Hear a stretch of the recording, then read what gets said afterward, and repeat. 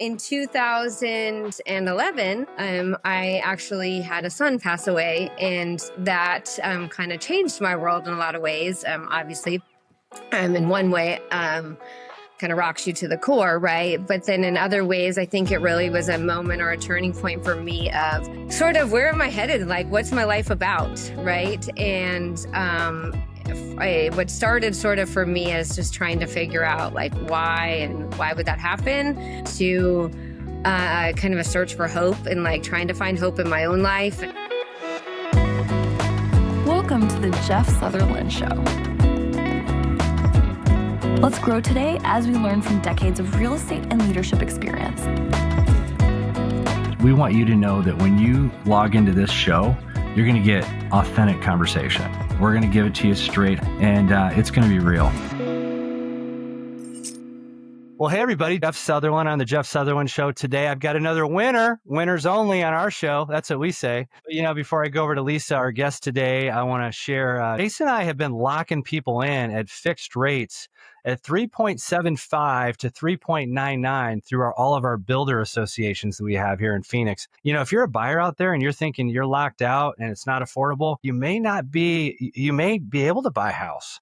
But we don't know that until we hear from you and we can, really analyze your purchasing power. So Chase, what's going on in the field real quick? Can you give us some examples of the kind of deals that we're getting for our clients? Yeah, man, it's pretty crazy out there. We actually just were out at a new build community yesterday out in Buckeye, a little bit far out, but it was a beautiful community, and they're offering 3.75% 30-year fixed interest rates for FHA, and then 3.99 for conventional. And there are also communities like that over here on the east side as well.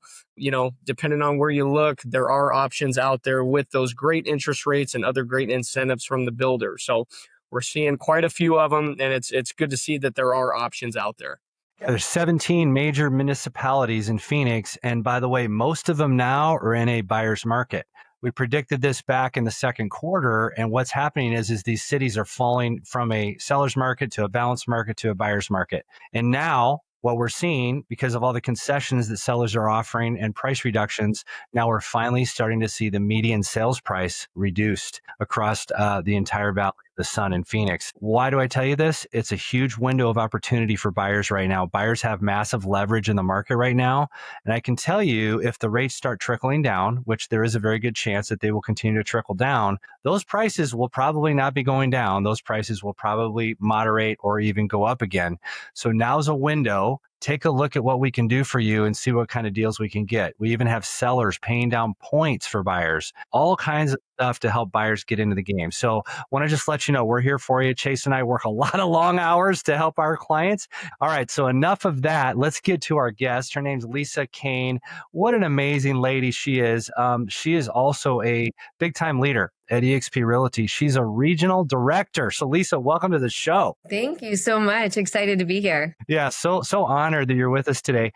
Tell us a little bit about your background and how'd you get to this point in your career? Because you're like a completely amazing leader. I've actually worked with Lisa on bringing some top agents into the company. So Lisa, give us your story if you wouldn't mind. That's right. Oh my goodness. I don't know. I hope I can live up to that. The introduction there. That's setting the bar pretty high there.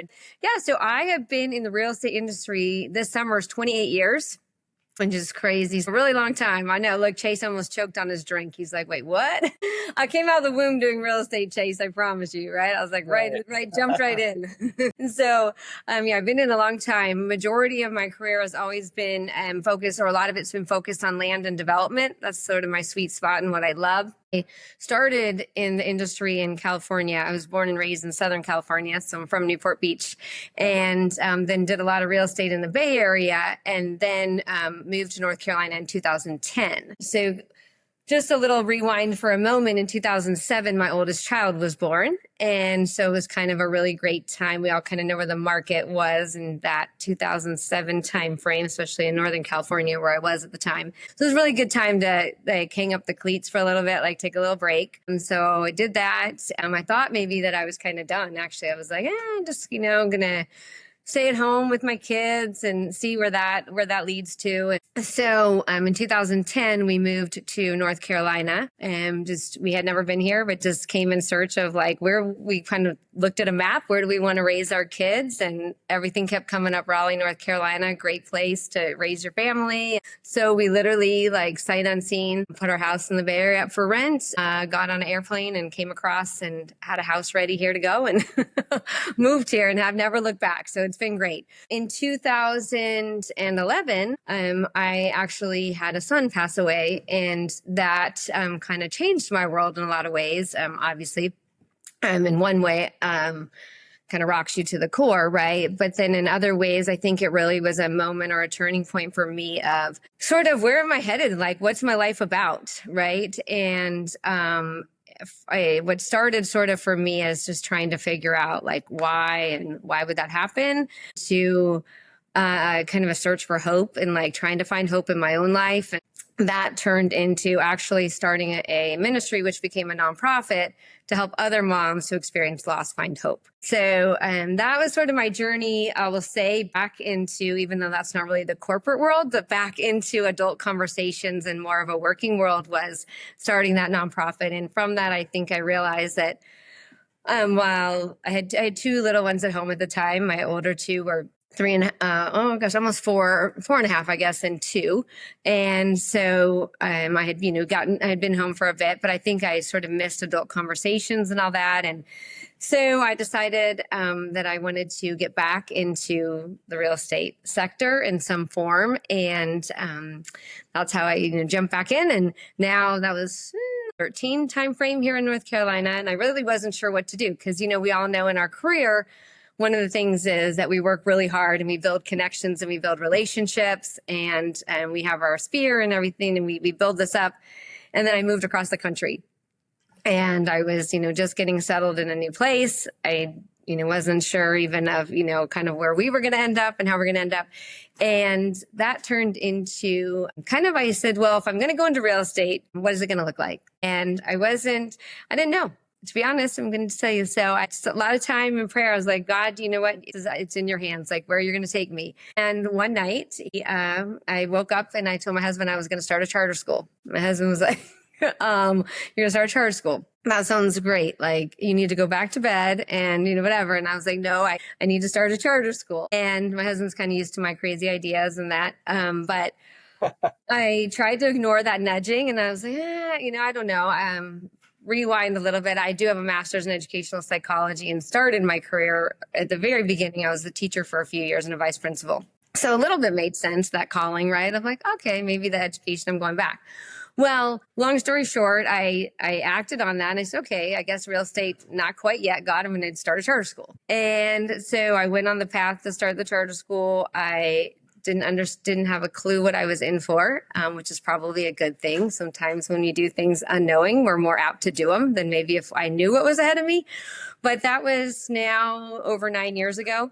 Then the journey I started on. But what's cool and why I bring it up is because I acted in faith and I really wasn't sure like why I was starting this charter school other than to help my community. And I, was going to give back, but I was like, God, I really want to do real estate. Like what? I don't get it, but okay. But what happened through that was that I made really great relationships with the town. I picked a town in North Carolina that was at the time, and it was in the top 2% of the growth trajectory in the United States. Small town. It's a suburb of Raleigh. You could see where it was headed, right? But there was still a lot of catching up to do to get to, that ultimate place that it was headed. So, that's where I'm going to put my charter school. And so I chose that town and I met with the mayor of the town and talked to him about it first. And he said, yeah, that's great. So from that, we became really great friends. The town embraced, bringing this charter school to the town. But what happened from it was I really learned this whole different way of approaching real estate. And so what happened is the mayor and I started working really closely together. And I said, during one of our meetings one time, I said, hey, your town's growing really fast, right? You have this amazing trajectory for growth. I've looked online. I've read the Main Street Vision Plan. You've spent a ton of money on, putting consultants together and coming up with this plan for your town. All of that's great. but there's kind of one flaw in it, if you ask me. And he was like, what's that? And I said, you're going to move your government offices to the main corner, like Main and Young Street, like the crossroads of town. And he was like, well, yeah, we own the property there, 11 acres. And I said, well, that's great. And I said, but you do realize people don't go just hang out at the government offices. And if you really want to like breathe life into your town and make your town, because what happened in the town grew, they put a highway or a bypass around the town. So the town had this little, main street, which all the cars came off of. And then the businesses, it's real hard on the very few businesses that were even there at the time. And I said, so, you really need to rethink this, and we need to bring back this downtown that's going to become this community center, this new, like the gathering spot, bring connection back to your town.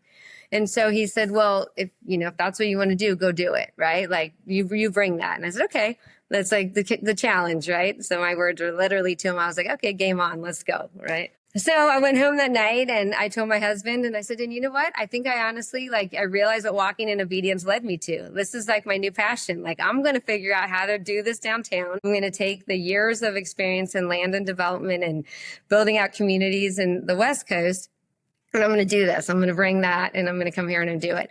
And so from that, it, took a lot of, effort and grinding and work, but I was able to bring a developer, and we partnered. We formed a public-private partnership with the town. And now at those corners, there's 50,000 square feet of restaurants and shops, 180 apartments above, a whole kind of little vibrant downtown center, which from that, I've now done close to 200 acres of development in that downtown. And, one thing kind of led to another. But the moral of the story, I think, in all of it, aside from sometimes just acting on that call and, walking in obedience, sometimes even when you don't know where it's taking you, because that's a big lesson in my life, right?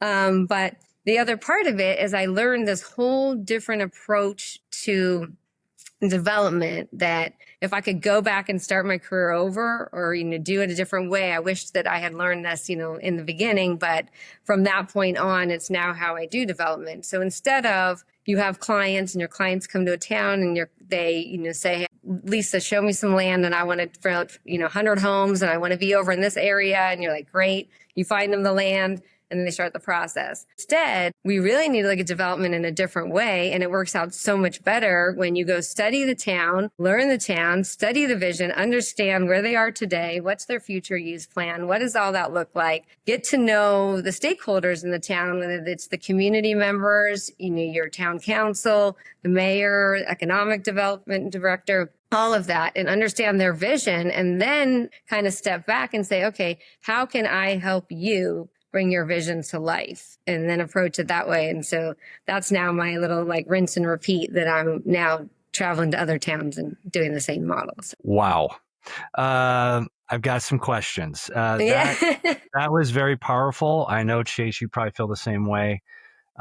First of all, you had this big idea about the town. It must be a cool feeling to know that you had this big idea and you were kind of the mastermind. You got other people involved through collaboration, and now you see this end result. How does that make you feel? That would be an incredible feeling, I would think. Yeah. I think it is. It definitely, it is an incredible feeling. And I think that one of the things I've learned over time is my personality thrives helping others win.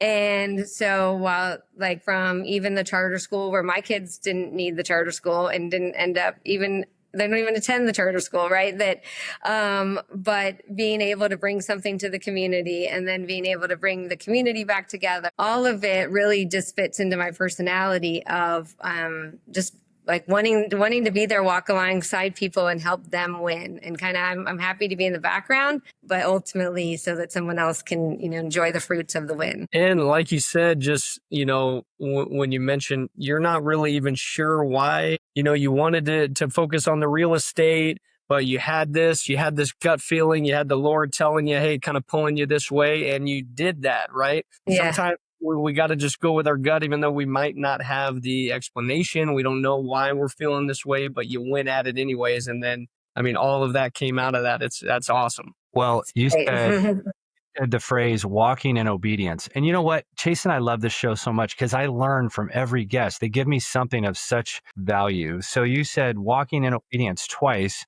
And it sounds like you were walking in obedience after you lost your son. And by the way, we're so sorry to hear Thank you. that. But you went into starting a ministry. I'd like to hear a little bit more about that so we can tell our listeners about that. And then Yes. also, when you started the charter school and you didn't even have like any like background, did you? And did God just Not say for you need to charter start a school. charter school? And you're like, let's go. So tell us about walking in obedience. What is that really like? What does that mean? Yeah, I mean, sometimes you try to fight it a little, right? The noise, like it's like a voice in your head and you try. But I think I've realized in my life that, you're just better off when you don't fight it, when you just surrender to it, right? Because, then you get to walk alongside of like what you were created to do, instead of like, I can say what I want to do in life, but if that's not in alignment with like what I was created to do, there's always going to be this, I don't know, pulling this tug of war, right? And it's never just going to like work out the way it's supposed to. So I kind of learned a long time ago to, when you have the gut feeling and, the one that kind of like makes you like sweat and be like, no, I'm not, like, stop, I'm not going to do it. And your heart's racing or whatever. When you get those feelings, you really just kind of got to, like, okay, I'm going to do this. And so, like I said, my poor husband, he's had to be along for the ride often on some of those and those journeys. And thank goodness he's so supportive through them. But, sometimes he tries to tell me like, are you sure that's where that voice is coming from? I'm like, yeah, I'm sure. Yeah. And, talking about not really knowing much about it and just hopping in anyways. I feel like, we've talked about that before on the show. It's just sometimes you don't need to know everything, right? I mean, great things from hopping in and learning along the way. And it sounds like that's exactly what happened, with the charter school. You hadn't had any experience in that realm and you got in there and did it anyways. Yes. Yeah. So, you also mentioned about the nonprofit. Now, is that associated with the charter school? Is that something totally different? You kind of mentioned that earlier. That's another thing that you did. Tell us a little bit about that. Yes. So the nonprofit. So after my son had passed away, you go through just your times of like, why, right? Like, why? Like, what? I know there's a reason, I want to trust there's a reason, but like, why? It's like, can you show me the why or tell me the why? And so what happened is not long after when I had lost when our son had passed away, some moms I knew in the area, some women had made a blanket for me, and it's the fleece, like no sew, they tie the knots, around the edges blanket, and they had left it on my doorstep. And the blanket just meant a lot to me because there's such a physical cold along with this emotional cold. And so the blanket kind of like takes care of both. But the other really cool thing about the blanket for me and for our family was that like the blanket could be on the couch. The blanket could be out when guests came over, and it was like, we knew it was, but it was never anything that like, someone was like, oh gosh, or, didn't know what to say or what to do. Right. So we had so it just became the special thing. And then a few months later, one of my neighbors actually, had a miscarriage. And so I was like, told my husband, I was like, I'm going to make her a blanket. It's going to go to the fabric store. Like, these women made me this blanket. And so I went and I made this blanket. And, as I was making the blanket, I was like, each knot, I'm like, I'm just going to tie a knot, like say a prayer, tie a knot, and like went around. And, when I was all done, I wrote a little handwritten note, and I just said, with the tying of these knots, prayers were said for you. And as you wrap yourself in this blanket, I hope you feel covered in God's love. And I knew that my neighbor, actually, she didn't go to church, and I really wasn't sure like what reaction would be on that, but I'm going to leave the blanket on her porch and I'm going to see. And, it honestly kind of touched her to the core. And it was really, neat to see that I didn't let myself again get in the way and be like, no, I'm not going to do that because I'm not sure how she's going to feel. Right. But instead make it anyway, leave it, and then see how special that was for her.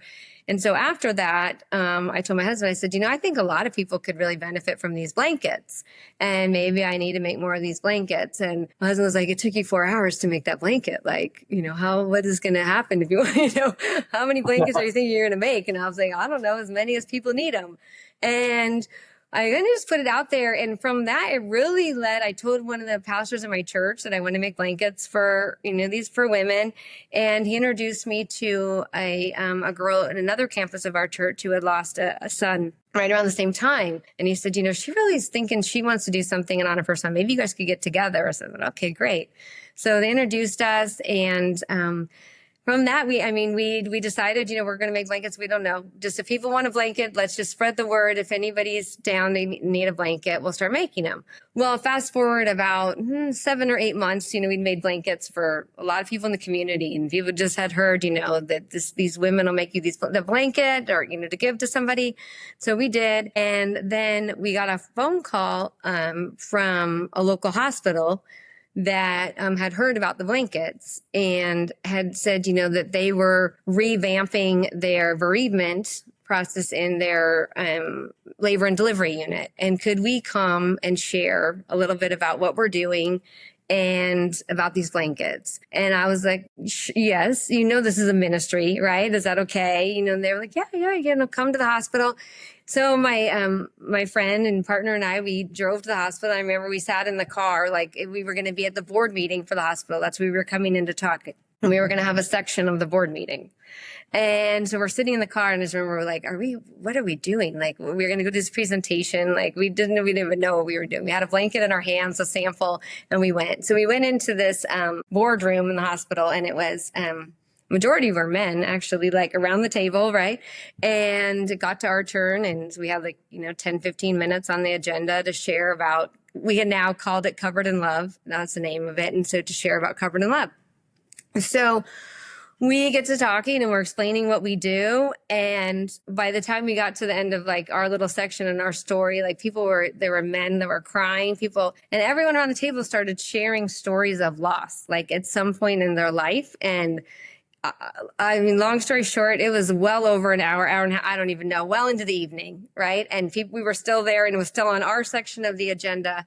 And that night, a mom had delivered a stillborn baby upstairs. And so someone had called down and said, if we're here, is there something we could do or whatever? And so we gave them the blanket, and we had brought as a sample, and they took it upstairs and gave it to the mom. And through all that, so we ended up becoming we would supply blankets. We supply blankets to the hospital. And so anyone that came in that experienced a loss, or there's women that we heard stories they'd actually delivered. They knew they were going to deliver a stillborn baby, and they got the blanket beforehand, and the blanket was over them. To date, no one ever declined receiving a blanket. And I think one of the really coolest stories, so then we started a care group, right, for moms, and we would get together, but we could never know who received blankets from the hospital, from, HIPAA and stuff like that.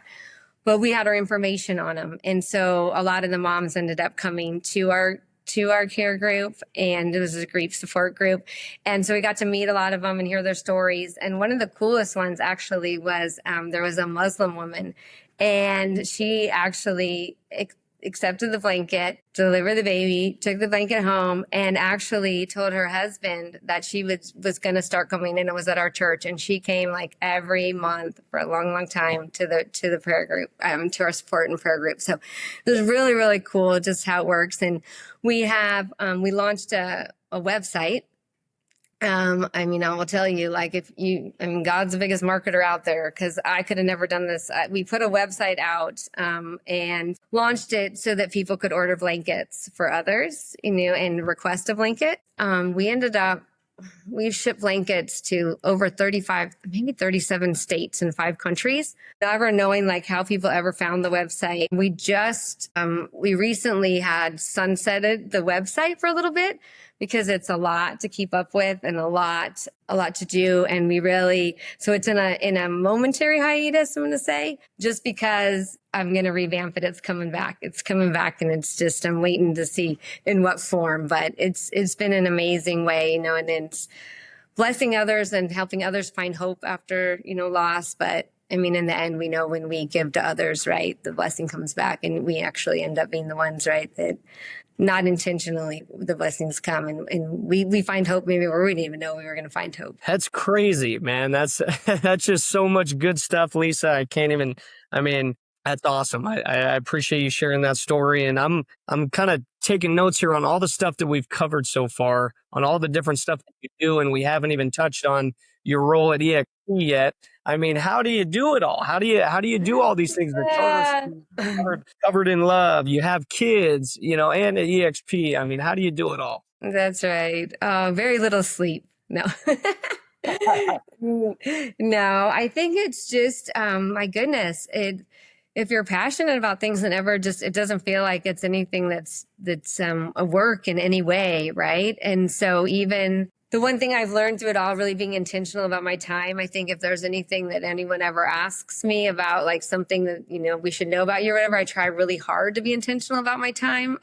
Just because I know how fragile, right, time is and how fragile life is and all of that. So I try really hard. And so I want to be doing things that I love. And so for me, this role at EXP, getting to work alongside of the agents. As the director of growth, my role is to help others grow their organization. And so it really ties back into my personality and my true love and passion for helping others win.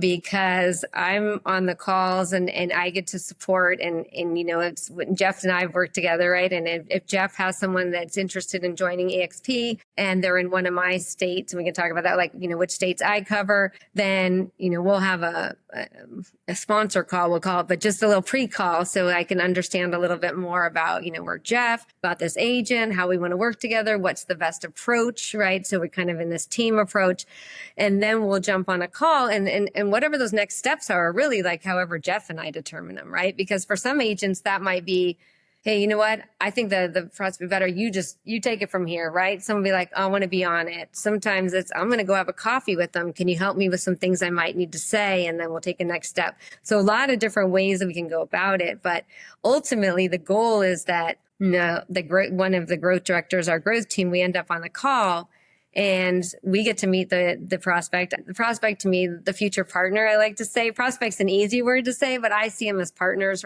Are they, is EXP a good fit? Are they a good fit? Right? We're looking for partners in the end, but I get to hear their story and their journey. And I really focus a lot just on listening and understanding where they are. And having been at EXP for 8.5 years now, the beauty of it is that, I've been here for our growth.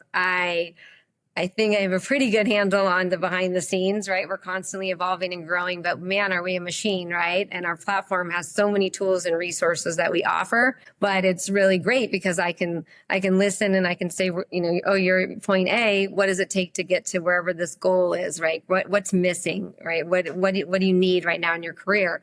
And majority of times, EXP has that solution, right? Like I haven't come across any time where it's like we're lacking in that solution. But you can take that conversation and through sharing and conversing, it's almost like by the end, they've convinced themselves they need to be at EXP, right? There's nothing that really needs to be sold or explained. It's just through talking, understanding, and then making that match. So, and then in the end, it's a win because when the agent joins, I get to celebrate that, one of our agents now gets to sponsor that agent. And so I get to celebrate the win of our agents. Yeah. Most influencers in real estate, and I would call yourself an influencer. Hopefully people would see me as an influencer, but it's really about service and it's understanding their needs, understanding their pain points, and doing a deep needs analysis, right? And one thing I've noticed over the years in this business is there's people that sell a lot, they talk a lot, they verbally vomit on you, and it's just there's no connection there. So I've learned in this business, the more you slow down, you ask really good questions, you really, you peel that onion back several times to really learn, about how we can truly support them. It's a fun process. I mean, and I've never grown weary of hearing people's stories. I always ask that, tell me your story, I remember years ago, I used to get on a whiteboard when I used to meet people back in the day on more in person than in Zoom. And I'd get on the whiteboard and I'd chart out their life, right? Ask them to picture, draw their life. And it's like a little vacation for me to hear these stories of people. And so, and you get to do this every day. Well, what a blessing. Tell us the state you're over, Lisa, and then maybe like a day in the life. What's it like to be a director of regional growth, right? Sure. So the states I'm over, North Carolina, South Carolina, and Kentucky, Tennessee, and Indiana. to those states. I love it. I'm based in Raleigh, North Carolina, but it's nice because all of my states are I can get to them really quickly, either, driving or flying. But the coolest, I actually like the driving route because there's a lot of, if you fly somewhere, you miss everything in between. If I get to go meet with agents in person and I drive, there's a lot I can do on the way there or the way to different places to stop and capitalize on that trip. So a day in the life is really about connections, right? I say that's at the core of everything that I do. It's connecting with our agents, connecting with future partners for EXP, right? And then connecting like those agents with all the tools and resources that are going to help them be successful when they come over to EXP. So I'll probably say that's like the big word that's kind of all throughout my day woven in one way or another, right? Because a big piece is, not just helping the agents see the EXP might be a great fit, but then being there afterwards when they're coming on, when they're going through that joint app and making sure that once they get here, then they're connected to the managing broker, the team that they need, right? Whatever those resources might be. And I still get so even Jeff and I worked on a great agent we worked together with.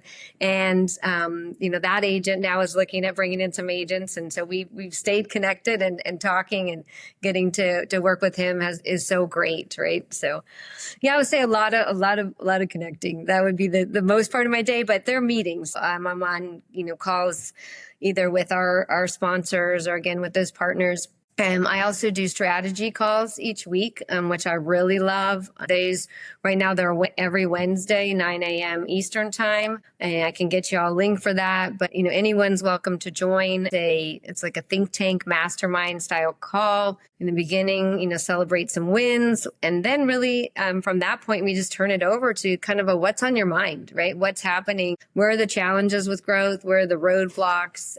And we talk through it. And it's not just the cool thing when it's in that mastermind kind of think tank style. Anyone can contribute in the conversation, right? And add, well, I like doing this or I do that. And we all learn from each other that way.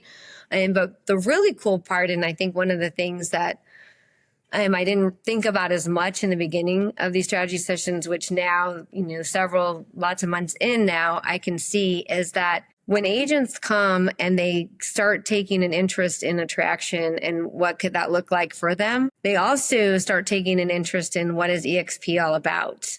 And that has really been like a big aha for me because I think that the platform that we offer is so big and there's so many resources and tools that a lot of times we don't even know what's out there. Agents don't even know what's out there. And so when they join these calls and we start talking through overcoming an objection or did you know that there's this or that? It's like, wait, what is that? And you can see the wheels turning, not just from the attraction side, but also just for their own business, right? Like, I'm going to plug into that. That resource sounds phenomenal. So it's really worked, both with attraction and retention, diving into EXP like that. Real quick on that point, Lisa, I've experienced this too. I think I've never been in a company, and I've been doing this almost 25 years, where I almost feel like there's so much value, it sends some agents into vapor lock. So yeah. I literally have to keep reminding them in a very simple fashion that these are the things that we can give you, the company offers that are at your disposal, right? All you got to do is just go in there, check it out, give it a try. But, there's so much value that some people are just like, well, where do I start, right? So the first 30 days to me is so critical when you bring on an agent, is to give them a great experience, help teach them, help them understand where everything is, what it's for.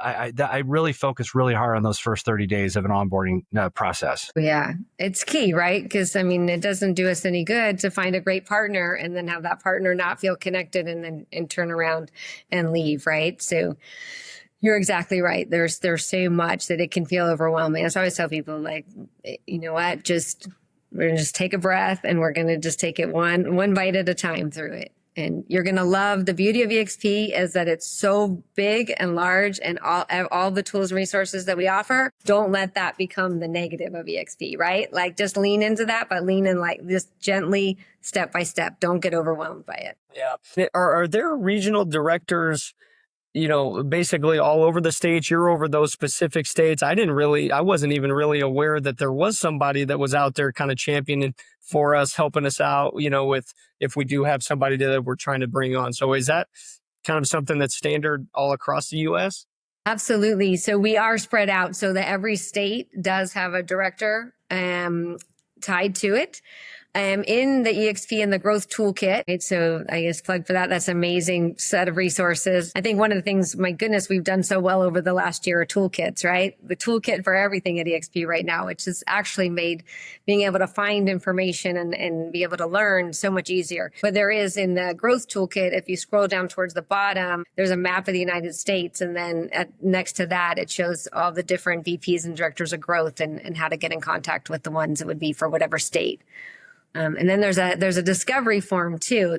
That's a key. I can get you the link for that. But the discovery form, anytime that you start talking with someone that might be a great fit for EXP, you can fill out that form at a really, early stage. You can fill out the form. It goes to, my team. And then based on whatever state that potential partner is in, it gets, put into the attention of that director of growth. And then that's how you as the sponsor and your growth director would get on that initial call, kind of learn about each other, learn, what's the next steps about this potential partner, and then take it from there. So yeah, I think we've done a really great job. This is, the whole growth team was new last year. It was an added piece and a really great piece that EXP added because, we realized that our growth over all the years, and my goodness, how well we grew, completely reacting, right, over all this time. But we were really at a place operationally that is just so solid, right? So sound that we can scale from now and continue to grow without it harming in any way the agents that we have here, right? We're able to just continue to build. So it was time, right, to be proactive and be proactive in our messaging. And we know, right, and if we don't tell our story, others are going to tell it for us. So part of our team is getting out there. We are your feet on the street. We IRL in real life events. We're here to help you with those, help you plan them, so that if you guys want to plan some events based around attraction, bring value to the agents, brokerage agnostic in some way, and have an attraction piece to it, or have a growth director there to support you as you're building these relationships. We're here to walk alongside of you for that. And then one of the things for me that's heavy on my heart is that the 85% of agents that aren't actively involved in revenue share. When I, think of that number and I think of myself in my early days at XP of like, I do real estate, right? Like I do land and development. This is a place to put my license. I don't know what that's all about. If I could go back in time, I wish someone would have been like, it's easier than you think, or, come here, let me show you, right? What you can do, because you're out in your day to day, right? You're building relationships anyway. And then now you have this growth team to walk alongside of you as you're building those relationships. Like, just what would it look like just to have one, right? Just one. And if, as a brokerage, if that other 85% got just one agent, my goodness, we would grow exponentially overnight, right? I can see why your region's doing so well, Lisa. I really enjoy working with you. You're such a professional. By the way, if you just dropped in, Lisa Kane, Regional Director over all the states that I love in this country, by the way. North Carolina, South Carolina, Tennessee, Kentucky, Indiana, my place of birth, by the way, Indiana. Nice. Yeah. So real quick, I want to mention that this is the power of our business model, right? So I brought on an agent in Greenville. This young man's going to probably be an icon agent right out of the gate. His first year, he'll be doing icon level production. That's about 30 transactions or more. So with this co-sponsoring initiative, you and I have been in the business here at EXP about the same amount of time. I think you've been here a little bit longer. I came in 2018, but I think with the coming of RevShare 2.0, which were some big changes last year, and then we had this co-sponsoring initiative, I really believe it's going to blow the company up again. And I'll give you an example. I'm a coach on the Attract Boss platform, and I use 3 systems. I use Attractify, which is a great system from Eric Orland. I use Bold Trail, which is the old KB Core, and I use Corded. So I call agents around the country and I have great conversations with them. It's like a joy. It's no pressure. I just talk to them. Worst thing is I'll have a referral partner in that state, right? So let's say I meet somebody in Greenville, South Carolina. Well, all I got to do is partner that person with another key player in EXP in South Carolina, and everyone wins. And that's the beauty. This is such a big deal. And the way the company structured the financial payout of it, everybody wins. So can you give a couple things on why co-sponsoring is just so great? Yeah, absolutely. I think you hit the nail on the head that it's such a win for the agents that we're bringing in, right? And I think that's the key, because if we're thinking about everything that we do should be for the benefit, right, of the agent, right? Is this the best fit? Is EXP the best fit? How are we gonna make sure you're connected to make the most of your career? All those things. Well, then why not also have sponsorship be something that really benefits them and sets them up for success out of the gate? I have kind of my own story on it, which I think will kind of put co-sponsorship into perspective. And when I came to EXP 8.5 years ago, my cousin's in real estate in Colorado. And so a little bit after I joined, I was like, oh yeah, I joined this EXP. And he was like, what's EXP, right? And so I don't know, but someone will know, right? So I had someone, get on the phone back then and talk to my cousin and my uncle who had a flat fee brokerage. My uncle did. And so my uncle was like, no, this is not, not for me.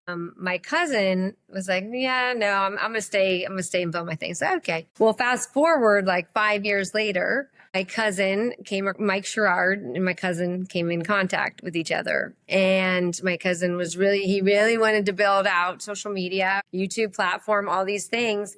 And so I think he didn't want to say anything to me or hurt my feelings up front. So he didn't tell me anything. And he came to EXP. He joined EXP with, under Mike Sherrard, and then was like, let me know, like, hey, FYI, I'm at EXP, like kind of like hiding, right? Like as he's giving me the news. And so we kind of joke, but like, I get it, right? Like if I take a step back, I get it. Mike Sherrard is a much better fit for my cousin that wanted to learn YouTube and wanted to do that than me sitting in Raleigh, North Carolina, doing land and development, years ago, whatever. It wasn't the best fit, but there wasn't such a thing as co-sponsorship. Today, how cool would it be if my cousin were joining today? Because he could say, hey, relationship wise, my cousin, right? Like check, like definitely have the relationship there. But like business wise, like where I'm headed, what's the best fit for like the growth of my business, Mike Sherrard. So, and we could have like come together and co-sponsored. It didn't exist back then, but I think that's the beauty of it today, right? You can have both sides can have the win. And in the end, the biggest win though, and what matters the most is the agent. Because, selfishly, yeah, I wish my cousin would have joined under me. My cousin's amazing. Jeremy Kane, I'll give him a plug. Amazing, right? And I wish I could say that he's my organization. He's not, but that's the selfish side of me. The other side of me is like, of course, you should join with Mike Sherrard because that is who set you up for the success that you're having at EXP. But co-sponsorship moving forward, right? Like we'll provide the opportunity. So yeah, that's a great explanation.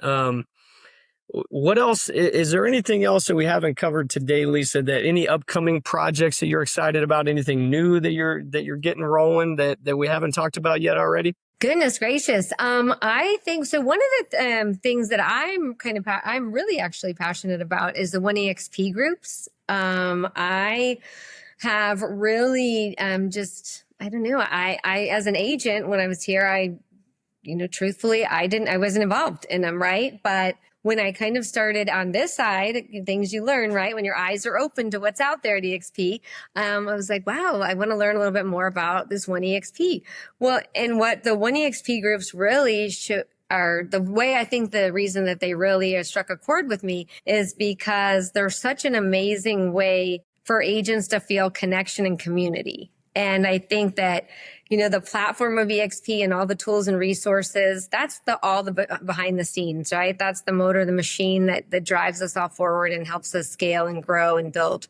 But most of us, I'm going to say probably almost all of us, got into this industry because we're people. And so it's always great to be able to right away have people find connection. And so I find myself on growth calls and when I'm talking, and especially if it's an agent that maybe, I'm not super sure how well connected they're going to be once they come to EXP, right? I'm like, make sure, like, look, we have these groups, 1EXP groups, and they're such an awesome way to instantly have your community, right? And we know that we all thrive when we have that community, but it's not just like a way for them when they get here to have their local community, but then it's such a referral basis. It's such a huge group of connecting to the greater community and really being able to really see, wow, this is why I joined a brokerage like this, right? To have the connection and collaboration that really truly is borderless, and how big that those relationship and referral opportunities are. It's so incredible. And then now kind of taking it down a level, what awesome ways for us to be having in real life events in our states than by helping these 1EXP groups have in real life events, because the agents now in the state who are EXP agents, like, oh, wow, I want to come to, this is close to my heart, or a group I really connect with. Now I have a way to get together in person with other agents. But then also, what a great way to be able to invite agents outside of EXP that also would find a lot of value in being part of this community to come, and then just organically, right? We're not their brokerage, but we can be their brokerage, right? Like as Leo says, while we're not, let them come, let them experience all that we have to offer in that great connection of 1EXP group. So that's probably, I would say, my initiative right now. I'm big on that. Lisa, we are blessed. You are an amazing human being, and you are just very worthy of following as a leader. And I'm just like so thankful you came on today. I'll give you the last word, and let us know how people can get a hold of you. For our audience out there, how do they know to get a hold of Lisa? How do we get a hold of you, Lisa? Yes. So now we're all in Slack, right? So yeah. You can definitely find me in Slack. I can say email, like if you want, you send me an email, right? Lisa.Kane with a K, Kane at exprealty.net. And then, if anyone wants to reach out, like find me on social media, right? I've got a strong Facebook following, and I'm building my other ones, right? Getting my other platforms going. So, it's Lisa Kane as my Instagram. And, so hopefully check me out. Someday I'm going to be like Jeff and Chase and have this kind of podcast format. So. You'll probably catch us and pass us, Lisa. So that's awesome. And today you guys got to see another reason why EXP is just surging ahead is our leadership. All things rise and fall with leadership in life. And we're just so blessed to have people like Lisa. And I hope you got a lot out of this today. Connect with her, ask us questions, whatever you guys need, we will provide. Like recently, Chase and I provided the steps of buying a home, our VIP buyer agreements, inspections, what to look for. We are tacticians in the transaction, and we also we very much are passionate about helping agents win for their families. So sit down with us, let us show you what we can do, and hopefully we can make your career better. So with that, thank you, Lisa, and thanks for everybody for listening. Thank y'all for having me. It's been so much fun. Awesome. Have a great day, everybody. Thanks.